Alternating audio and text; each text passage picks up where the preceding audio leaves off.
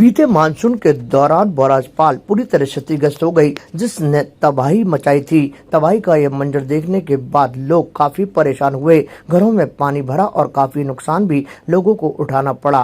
गनीमत रही कि इसमें कोई जनहानि नहीं हुई और विधानसभा अध्यक्ष वासुदेव देवनानी ने प्रयास करते हुए अधिकारियों को दिशा निर्देश दिए। इसके बाद सुरक्षा के पुख्ता इंतजाम किए, तभी उन्होंने निर्णय लिया था कि यहाँ जो बैराज की पाल क्षतिग्रस्त हुई है उसे आने वाले मानसून से पूर्व तैयार करवा दिया जाएगा, ताकि भविष्य में लोगों को किसी तरह की परेशानी का सामना न करना पड़े।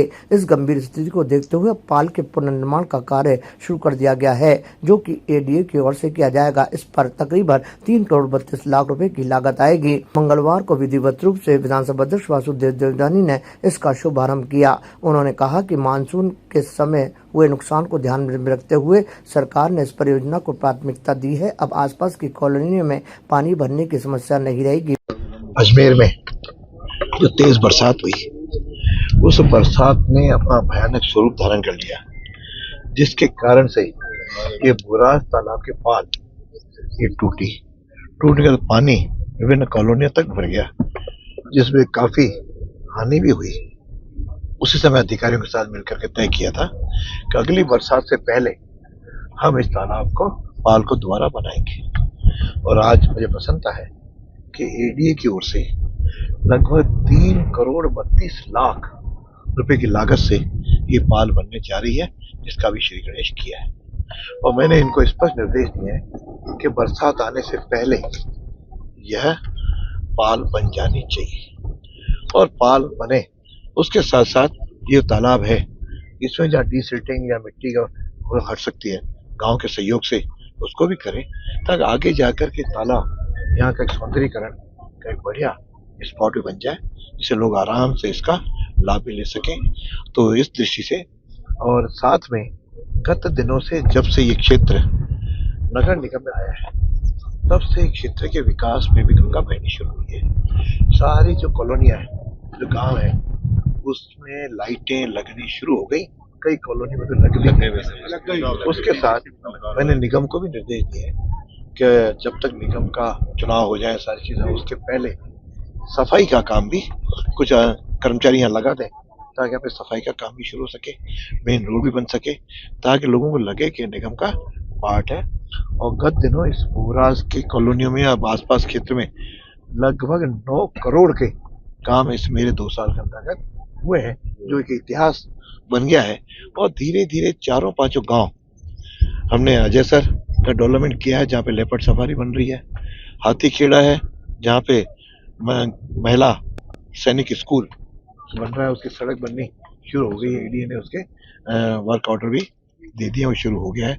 इसलिए अब ये गांव नहीं रहेंगे, ये अजमेर शहर का एक नए अजमेर 2 कहें उस तरह बनने जा रहा है। मैं सोचता हूँ आप सब लोगों के सहयोग से हम अजमेर के विकास जो चौमुखी चल रहा है, उसमें ये भी एक कड़ी जुट जाएगी। उन्होंने बताया कि इस निर्माण कार्य के पूरा होने से क्षेत्र में जल संरक्षण बेहतर रहेगा और साथ ही आसपास के गांवों में भूजल स्तर में भी सुधार होगा। स्थानीय लोगों ने इस पहल का स्वागत करते हुए कहा कि पिछले मानसून में हुए नुकसान ने जीवन को प्रभावित किया था, लेकिन अब नए पाल के निर्माण से उन्हें राहत मिलने की उम्मीद है। इस मौके पर लाल सिंह रावत सहित भाजपा के कई कार्यकर्ता और पदाधिकारी भी मौजूद रहे। पाल टूटी, सबका नुकसान हुआ, तब भी देवनानी जी ने बहुत हेल्प करी हमारी। और आज जो इन्होंने हमारे को 2 महीने में आश्वासन दिया है, बहुत बहुत धन्यवाद देना देवनानी जी का।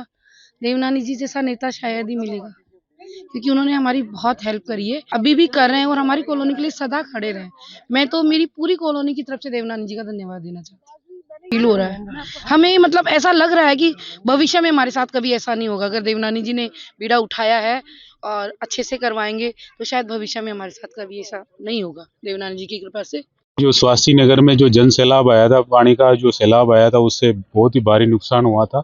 आज राजस्थान के माननीय विधानसभा अध्यक्ष श्री वासुदेव देवनानी जी ने इस पाल का भूमि पूजन करके कार्य को शुरू करा है, और आने वाले 2 महीने के अंदर इस कार्य को पूरा करके, और जो इस तालाब क्षेत्र से की जद में और इसके डेंजर जोन में जो कॉलोनियां बसी हुई है, उसको सुरक्षा प्रदान की जाएगी।